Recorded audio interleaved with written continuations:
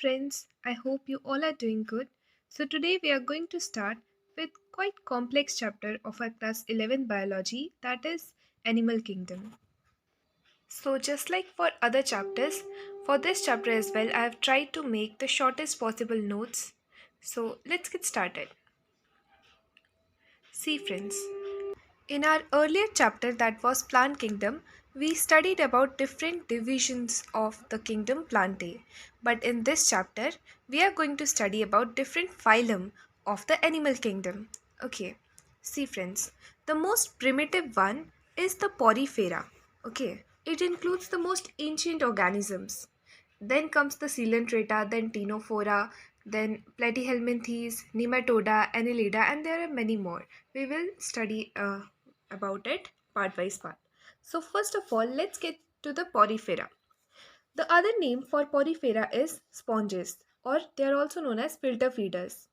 The symmetry in them is asymmetry, and they show cellular level of division, and they do not show any division of labor, means they have simple cellular body. It is multicellular, but it does not develop tissues in it. Then the coelom in it is not known as spongocoelom, or it is known as paragastric cavity. As they are the primitive organisms, hence this coelom is not like the real coelom. Okay. The next is, they are mostly found in marine habitat, and the only porifera that is found in fresh water, it is Spongilla. This is important. And they show intracellular digestion, means the digestion occurs inside the cells. And they show indirect development. Now, what is indirect development? It means that the larvae stage is very different from the adult stage.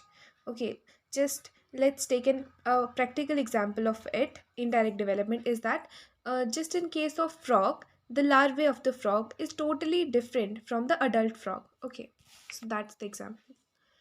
They are bisexual or monoecious, and also known as hermaphrodite organisms. Okay, the cells in them are known as choanocyte cells, that are collar cells, and these cells have microvilli for the food, for grabbing up the food.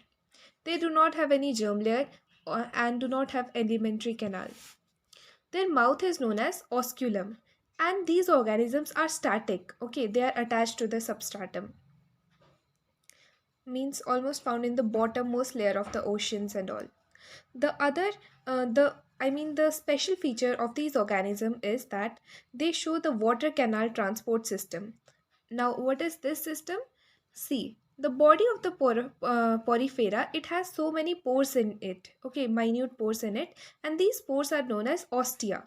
The water goes into these pores and it comes out from their mouth, that is osculum. So in this way the water canal system works, means they are also we studied that they are also known as filter feeders. So in this way they purifies the water and they grab the microorganism present in them and they eat them. Okay, now the example of porifera are yew sponge, or known as bath sponge. The other is cycon or scypha. Next is spongilla, that is freshwater sponge. Okay. Now see, these are some extra features of the porifera that are not mentioned in the NCERT, but just for extra knowledge or making this chapter quite interesting, we are studying it. Okay. These are the primitive organism, multicellular, and these pores, because they have pores, hence they are known as sponges. The endoskeleton, that is the internal skeleton of them, it is made up of spongin fiber, that is made up of silica or calcium, silica or calcium, and it has spicules and spongocyl. Not important. Okay. Now, now we will study about the next phylum, that is coelenterata. Okay. The other name of them is Cnidaria. See, coelenterata and tinofora are almost same. Okay, the features of them, so many features of them are almost same. Okay, for example, the symmetry in them, in both of them is radial, and they both show tissue level of organization. They both do not have any coelom. Okay, in case of coelenterata, the coelom is known as gastrovascular cavity. They are mostly found in marine habitat, but only fresh water organism is hydra. This is important. They show both extra or intracellular digestion, and the development in them is also indirect, and they can be bisexual or unisexual. Okay, some organisms are unisexual as well in case of coelenterata. The cells in coelentrates are known as nidoblast or nidocyte, and they have poison, and these cells are used to catch the prey, to eat the prey. Okay, now germ layers, they are diploblastic. No, they do not have any alimentary canal, and the mouth of them is known as hypostome. Okay, now this is very the unique feature of coelenterate is they show alternation of generation. See, in the earlier chapter we studied that alternation of generation, it is only shown by the plants, but coelentrates are the only organism that show alternation of generation. See, they have two stages. One stage is known as polyp and the other is known as medusae. The example of polyp is hydra and the example of medusae is jellyfish. The polyp, it shows asexual reproduction and forms medusae, and the medusa show sexual reproduction to form the polyp. Okay, it is that simple.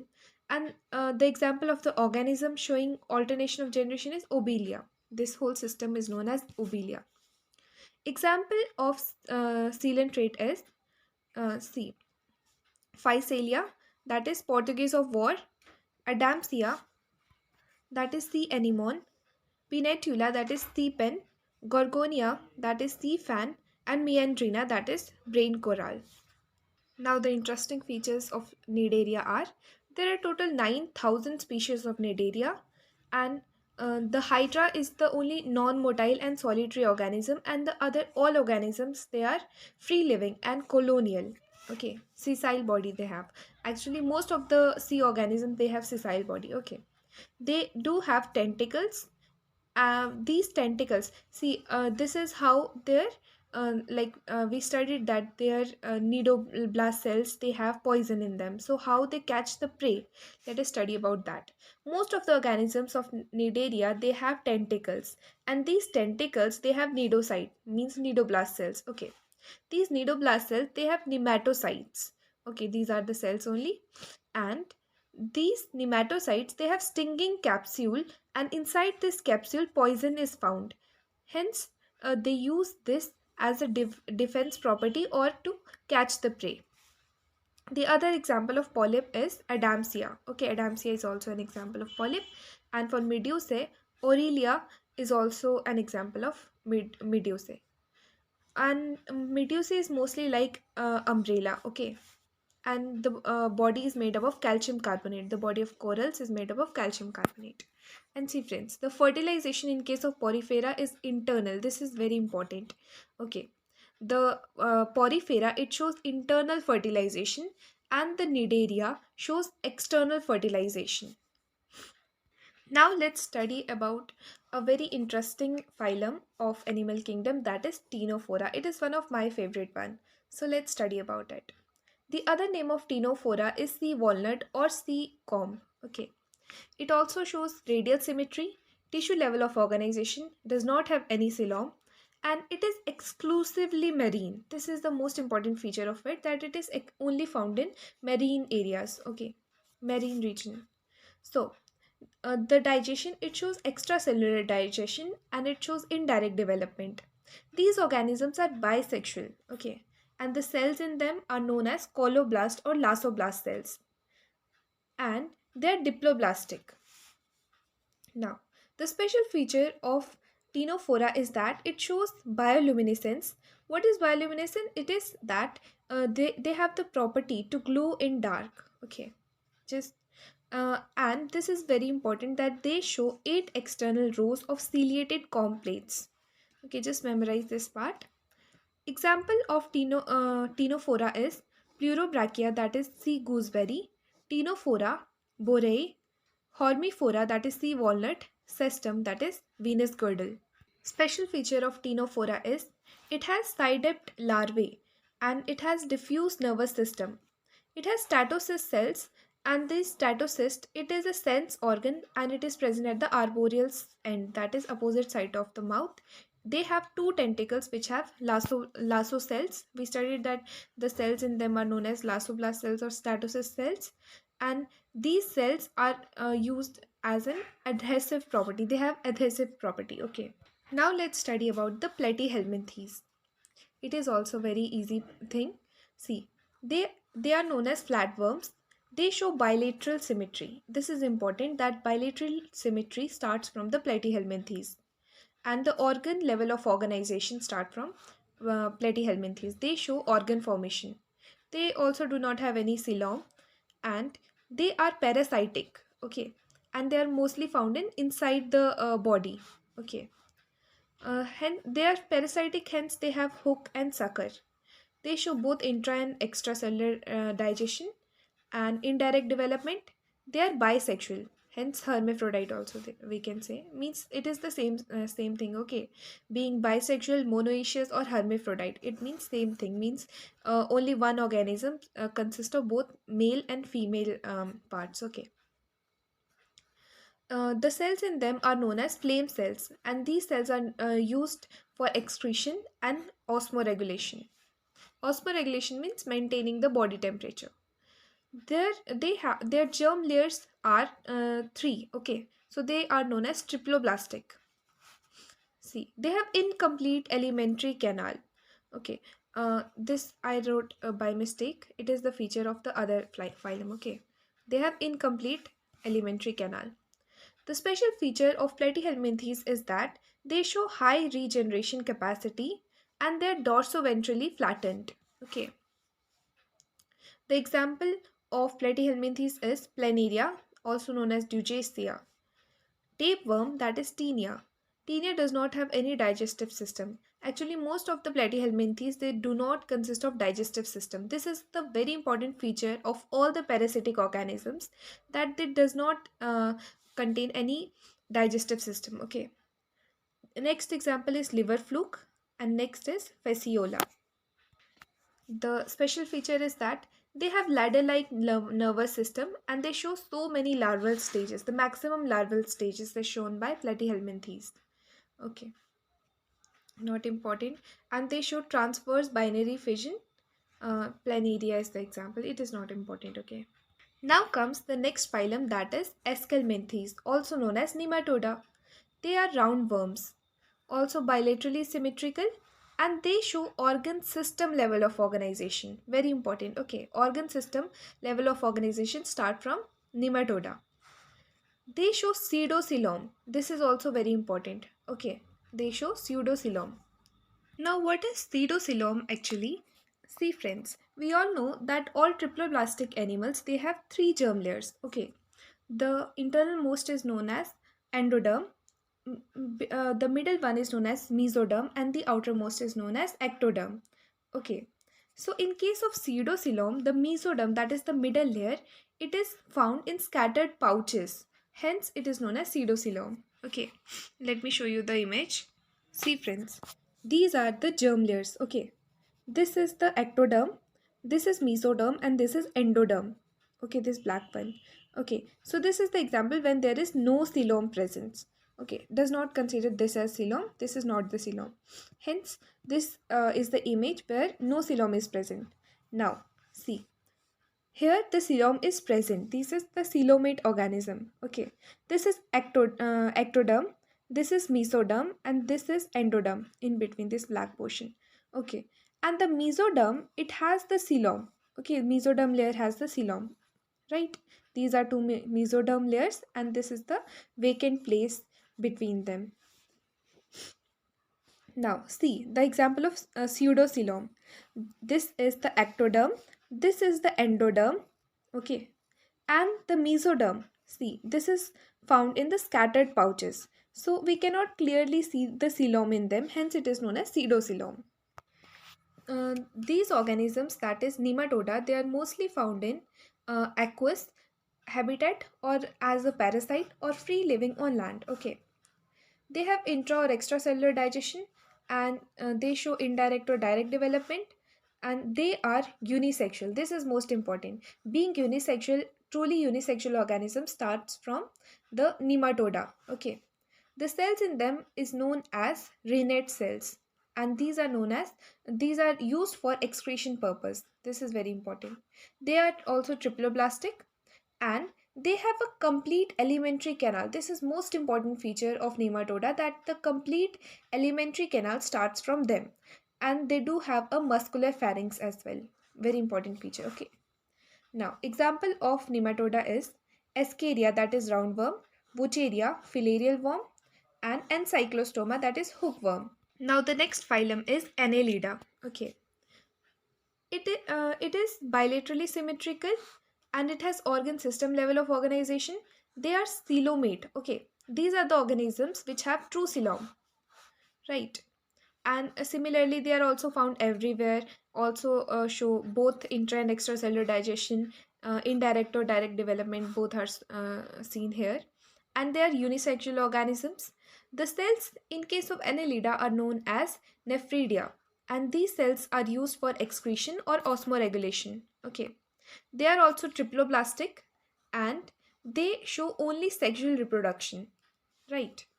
Nereis is the organism, means is it is the annelid, which is also known as sandworm. Okay, it is found in aquatic habitat. Ferretima is earthworm and Hirudina is leech. See, Ferretima and Hirudina, they are both found in land, but Nereis is the organism which is found in aquatic habitat, and it also has appendages which is used for swimming. Okay. Now, the very special feature of the annelids is that they show metamerism. Now, what is metamerism? It means body segments. Okay, we all have seen the earthworm or leech. In earthworm, we see that it has body segments. And you know what is the special feature of being metameristic is that it shows repetism of the body organs. Okay, means after each segment, the body organs they show a repetism. Okay. Now, they have longitudinal muscles which are used for locomotion, and the nares, we studied about it, right? It has lateral appendages which is used for parapodia or swimming. Okay. They have true body segments and paired of ganglia, double ventral cord, nerve cord, and they show internal fertilization, and circulatory system begins from them. Okay. Now comes the study about the last phylum of this page and the largest phylum of the animal kingdom, that is arthropoda. It is also known as insecta, and we all are very familiar to the insect family, right? Almost 60 to 70% of all the organisms are insects, and they have almost 9 lakh species, right? See, they are also bilaterally symmetrical, organ system level of organization. They have true coelom, okay, that is also known as schizocoelom. Not very important. It is a heterogeneous group, means different kind of organisms are found in it. And it has jointed appendages. It is very important feature of insecta that it has jointed appendages. They are unisexual, right? And for the cells, for excretion, they have Malpighian tube. This is also important. They are also triploblastic, right? And let us study about the example of them. There are too many, obviously, right? The freshwater insecta is Delphinia, and they are Gorgorius pest. The example is locust or locusta. Honeybee, also known as apis, bombyx, that is silkworm, lacifera, that is lac insect, vector is mosquito. There are three types of mosquitoes like Anopheles, Aedes, and Culex mosquito. Anopheles and Aedes, of course, it spreads dengue and malaria likewise. Okay. And the living fossil is Lumulus. It is also known as king crab, found in ocean. Okay, this is done. Now, some interesting special features of arthropoda are, obviously it is the largest phylum, hence two-thirds of all the animals are arthropoda. And the lungs in arthropoda are known as book lungs, okay, because they are not like our lungs. It is very different. Of course, their body is too small, right? They have chitinous exoskeleton, and open circulatory system is found in them. They have tactile receptors, means they are sensitive to touch, and they have statocysts, which is used for balance. Okay, they are oviparous, means they lay eggs.